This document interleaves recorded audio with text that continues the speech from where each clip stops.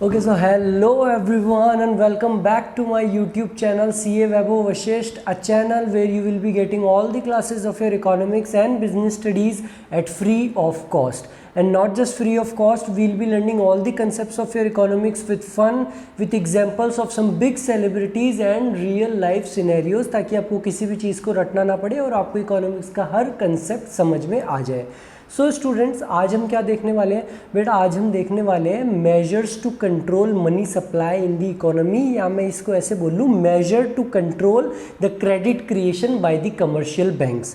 और बेटा ये जो मेजर्स है to control the money supply in the economy, इनको अगर हम ब्रॉडली क्लासीफाई करें तो इसको हम दो चीज़ों से क्लासीफाई कर सकते हैं, एक क्वालिटेटिव मेजर्स और एक क्वान्टिटेटिव मेजर्स. और जैसा कि आपने हमारी आज की थंबनेल में भी देख लिया होगा, आज हम क्या देखने वाले हैं? quantitative measures to control money supply in the economy. And before starting this class, बेटा मैं आप लोगों को बता दूं, अगर आप फर्स्ट टाइम हमारी क्लास में आ रहे हैं तो मैं कहूँगा कि आप पहले जाके हमारी मनी क्रिएशन बाय बैंक्स वाली क्लास देख के आएँ. उसमें हमने एग्जाम्पल लेके समझाया था, तो आपको ये क्लास समझने में थोड़ी आसानी होगी. और अगर आप रेगुलर पढ़ते हुए आ रहे हैं तो कोई दिक्कत नहीं है, आप कंटिन्यू कर सकते हैं.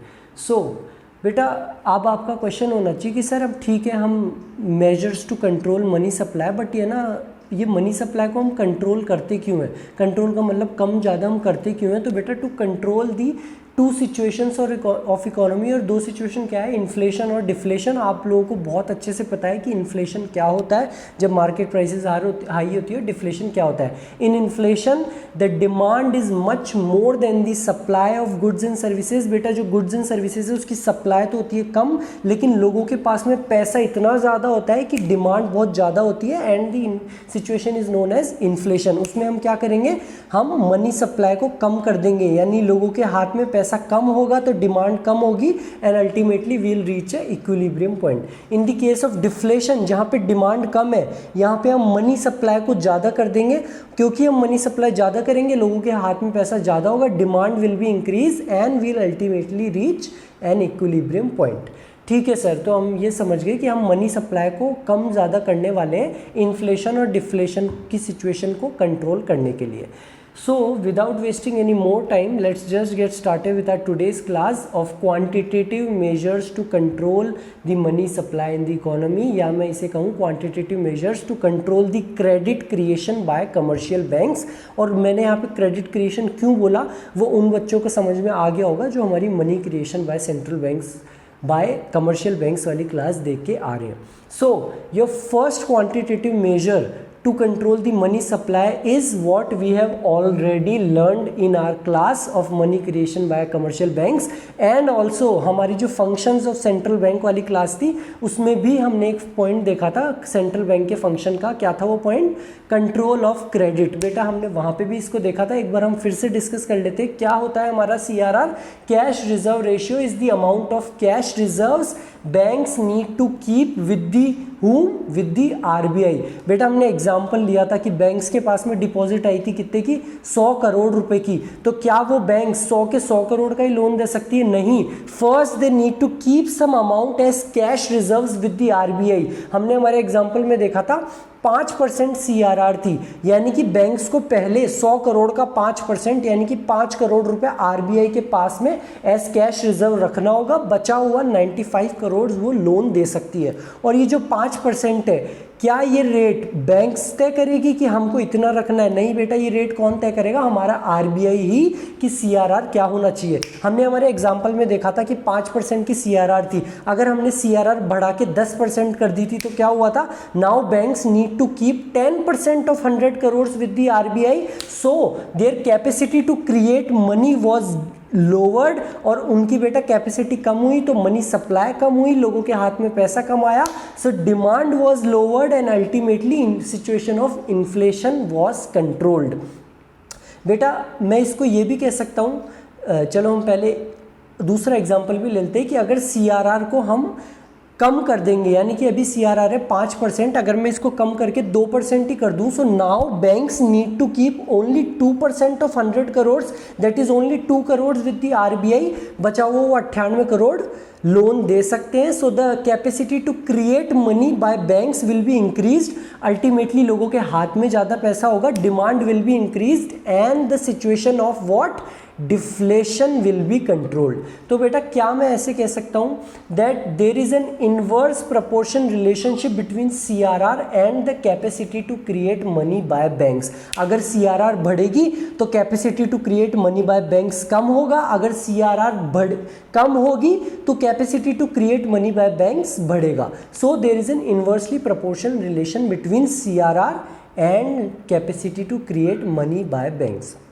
ठीक है सर, ये तो हमको ध्यान है. आपने CRR वाला एग्जाम्पल पहले भी समझाया हमको अच्छे से. एग्जाम्पल देके हमने देखा था CRR थी 10%, फिर आपने कर दिया था 20%, तो वो कैश रिजर्व्स इंटू 1/CRR हमने करके वो 5 जारी आया था. आपने एग्जाम्पल भी दिया था. ये तो हमको समझ में आ गया. और कौन से मेजर्स है सर? सो बेटा your second quantitative measure to control money supply is SLR. And before explaining what SLR is, मैं बता दूं जैसे CRR का इन्वर्सली प्रोपोर्शन रिलेशन था, SLR का भी सेम इन्वर्सली प्रोपोर्शन रिलेशन है. Now what is SLR? So बेटा SLR की फुल फॉर्म है स्टैट्यूटरी लिक्विडिटी रेशियो. CRR में हमने क्या देखा था? Banks need to keep some amount as cash reserve with whom, with the RBI. बेटा SLR क्या है? SLR वो चीज़ है जो बैंक्स को खुद के पास में कुछ अमाउंट रखना है. किस चीज़ में? लिक्विड असेट्स की फॉर्म में. और लिक्विड असेट्स क्या होते हैं बेटा? आपके cash and cash equivalent, gold. वो आपको बहुत अच्छे से पता है, आप अकाउंट्स के स्टूडेंट हो. So every bank is required to maintain a fixed percentage of its assets in the form of liquid assets. खुद के पास में कुछ कैश इक्विवेलेंट रखना होगा, और वो क्या होता है हमारा स्टैट्यूटरी लिक्विडिटी रेशियो. और बेटा ये जो परसेंटेज बैंक्स को खुद के पास में लिक्विड असेट्स रखने हैं, क्या ये बैंक्स तय करेगी? नहीं बेटा, ये भी हमारा RBI ही तय करेगा कि बैंक्स को खुद के पास में कितने असेट्स को एज लिक्विड असेट्स रखना है. और हमारे CRR की तरह जैसे भी इसका भी सेम रिलेशन है हमारे capacity to create money by banks के साथ. कैसे? मान लो अगर SLR है 5%, यानी कि सबसे पहले तो CRR हो गई 5%, बैंक्स ने रख दिया 5 करोड़ RBI के पास. उसके बाद में बैंक्स को खुद के पास में भी एज लिक्विड असेट रखना है 5%, 5 करोड़ और. सो बचे हुए 90 करोड़ बैंक्स क्या कर सकता है? अब मार्केट में लोन दे सकता है. अगर इस SLR को बढ़ा के मैं 10% कर दूं, now banks need to keep 10%, यानी कि 10% of 100 crore, 10 crore with them as liquid assets. So now they will be able to give loans of only 85 crores. So the capacity to create money by banks will be lowered, money supply will be lowered. Ultimately लोगों के हाथ में कम पैसा होगा, तो demand कम होगी, and ultimately situation of inflation will be controlled. यहाँ पे भी हमने देखा बेटा वही है relation. Higher the SLR, lower the capacity to create money by banks, and lower the SLR, higher the capacity to create money by banks. ठीक है सर, CRR और SLR दोनों हमको समझ में आ गए. इनका रिलेशनशिप भी सेम है हमारे capacity to create money by banks के साथ. नेक्स्ट क्या है सर? नेक्स्ट है अपना बैंक रेट. अच्छा सर, बैंक रेट तो यही होता होगा ना जिसमें हमको लोन देता होगा. जो बैंक से हम लोन लेते हैं वही होगी बैंक रेट. नाम से तो यही लग रहा है, पर बेटा यहाँ पे बैंक रेट जो आप लोग समझ रहे हो वो नहीं है. क्यों नहीं है? सपोज हम एग्जांपल लेते हैं कि आप लोगों ने क्या लेना है, आपको कार लेनी है. कार कितने की है? 10 लाख की. तो बेटा आपने 2 लाख रुपए दिया डाउन पेमेंट, बचे हुए 8 लाख का आपने लोन लिया बैंक से, और आपने EMI चालू करवा दी. और लोन लिया था सर हमने 6% रेट पे. तो बेटा ये जो 6% रेट लिया ना, जो आपने लोन लिया है बैंक से, ये आपकी बैंक रेट नहीं है, ये है market rate of interest. Bank rate क्या होती है? जैसे आपने बैंक से लोन लिया HDFC SBI, ऐसे ही जब बैंक्स RBI से लोन लेते हैं, हमने देखा था फंक्शंस ऑफ सेंट्रल बैंक वाली क्लास में भी, दैट हमारा बैंक तो है SBI HDFC वगैरह, और बैंकों का बैंक है हमारा बैंकर्स बैंक इज RBI. सो जब बैंक हमारे RBI से लोन लेगा वो होती है हमारी bank rate. It refers to the rate of interest at which the RBI lends money to the commercial banks. अच्छा सर, बैंक रेट का मतलब है RBI जो लोन दे रहा है कमर्शियल बैंक्स को, और हम जो लोन लेंगे, हमको जो बैंक लोन देगा वो तो मार्केट रेट ऑफ इंटरेस्ट है. तो सर इस बैंक रेट से हम कैसे कंट्रोल कर सकते हैं मनी सप्लाई को? सो बेटा if the RBI will increase the bank rate, suppose आप लोगों ने लोन कितने में लिया था सर, 6% पे लिया था हमने कार के लिए लोन, और बेटा उस टाइम पे जब आपने 6% पे लोन लिया था तो बैंक ने आरबीआई से लोन लिया था 4% पे, ठीक है sir. Suppose the RBI increases the bank rate, बेटा आरबीआई 4% से बढ़ा के 6% कर दिया बैंक रेट को, तो अब जो बैंक एचडीएफसी से जो आपने लोन लिया वो आपको 6% पे तो लोन देगा नहीं, वो खुद ही आरबीआई से 6% पे ले रहा है। बोले हाँ सर सही बात है, तो बैंक ने भी बढ़ा के रेट कर दी 8%। बोले हाँ सर, तो if the RBI increases the bank rate, the market rate of interest जिस पे आपको कार लोन लिया है वो भी बढ़ जाएगा।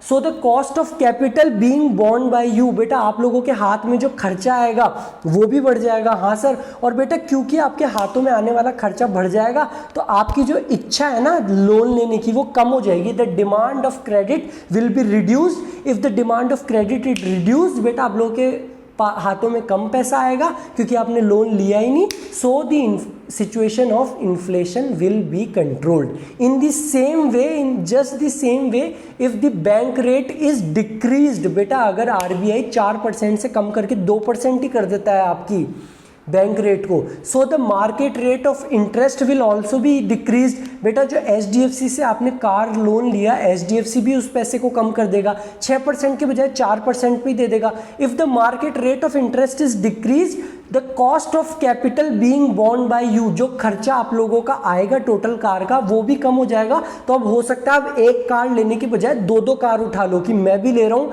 मेरी बहन को भी एक कार दिला देता हूँ, मैं भी कार से स्कूल जाऊँगा, मेरी बहन भी जाएगी। If the demand of credit will be, the cost of capital will be reduced, आपको आने वाला खर्चा कम होगा।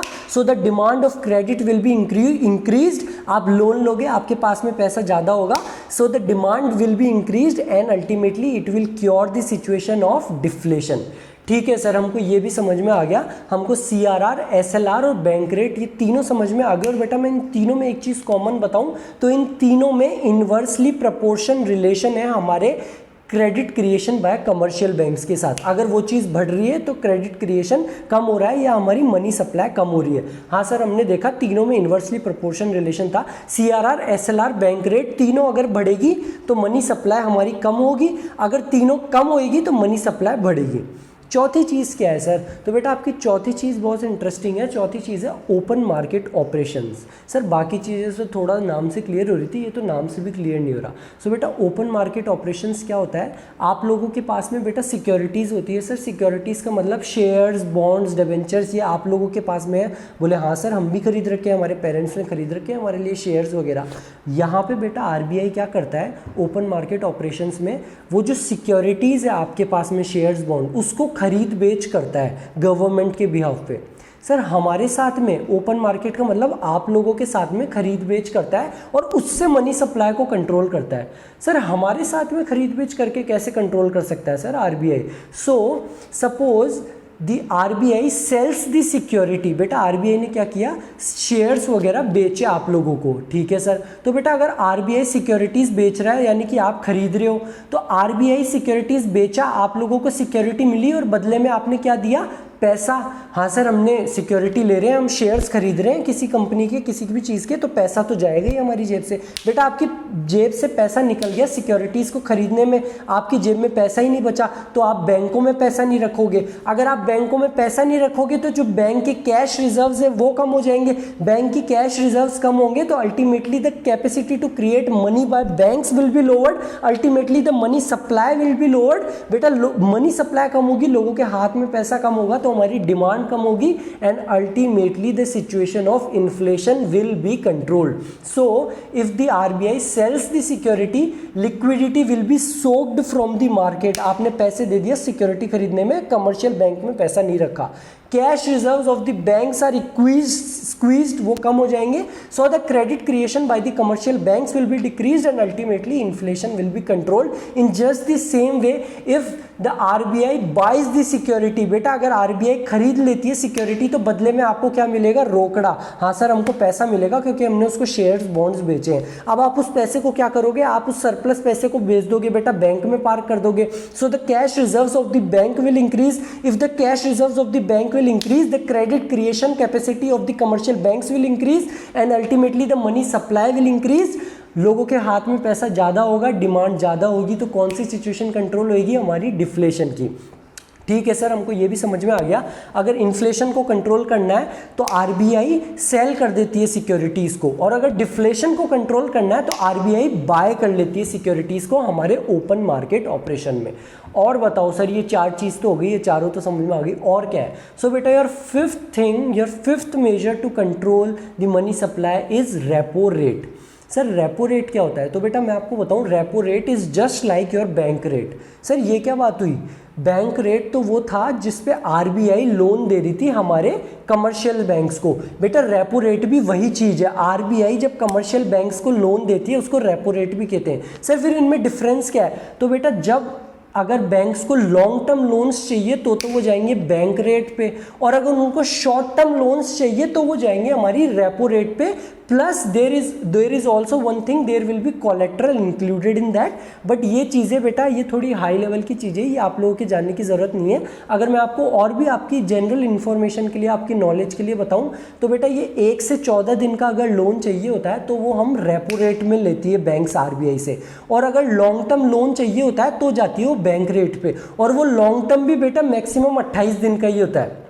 सर मैक्सिमम 28 डेज का ही? हाँ बेटा, but these things are not necessary for you. तो बेटा आपके लिए नेसेसरी क्या है? So repo rate is nothing but just a rate at which RBI lends money to the commercial bank, यानी कि जिस पे आरबीआई कमर्शियल बैंक्स को लोन देता है। लेकिन यहाँ पे होता क्या है बेटा? आरबीआई रेपो रीपर्चेज रेट, इसको हम रीपर्चेज रेट भी बोलते हैं। क्यों? यहाँ पे आरबीआई लोन देते टाइम एक एग्रीमेंट भी कर लेती है। सर किस चीज़ का एग्रीमेंट?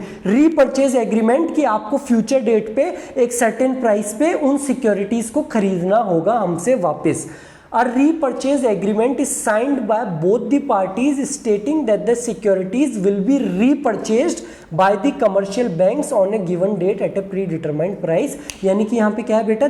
है तो ये भी बैंक रेट ही, लोन दे रही है आरबीआई कमर्शियल बैंक्स को, लेकिन यहाँ पे वो एक उससे एग्रीमेंट में आ जाती है कि आपको फ्यूचर डेट पे सिक्योरिटीज़ को वापस से हमसे खरीदना होगा। बेटा एक्चुअली इसमें आरबीआई कुछ सिक्योरिटीज़ खरीदती है गवर्नमेंट से, और मतलब गवर्नमेंट या ओपन मार्केट में, और वो एग्रीमेंट में आती है कमर्शियल बैंक्स के साथ कि आपको फ्यूचर डेट पे हमको इससे रीपरचेज करना होगा। लेकिन अल्टीमेटली याद करने की चीज़ क्या है?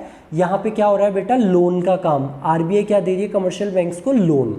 ठीक है सर। तो बेटा जैसे हमने बैंक रेट में देखा था सेम ही चीज़ यहाँ पे होगी। If the repo rate is increased, repo rate बढ़ गई, आरबीआई जो कमर्शियल बैंक्स को लोन दे रहा है वो रेट अगर बढ़ जाएगी तो market rate of interest will also be increased. If the market rate of interest increases, your cost of capital, जो खर्चा आप लोगों का होएगा लोन लेने में वो बढ़ जाएगा। अगर आप लोगों का खर्चा बढ़ जाएगा तो आप लोगों की जो डिमांड है पैसे की, your demand of credit will be decrease. If your demand of credit is decrease, ultimately the situation of inflation is controlled. In just the same way, if the repo rate is decreased, the market rate of interest will also be decreased. If the market rate of interest decreases, the cost of capital being borne by you people will be decreased and the demand for credit, जो आपकी पैसा loan लेने की इच्छा है वो बढ़ जाएगी, and ultimately the situation of deflation will be controlled.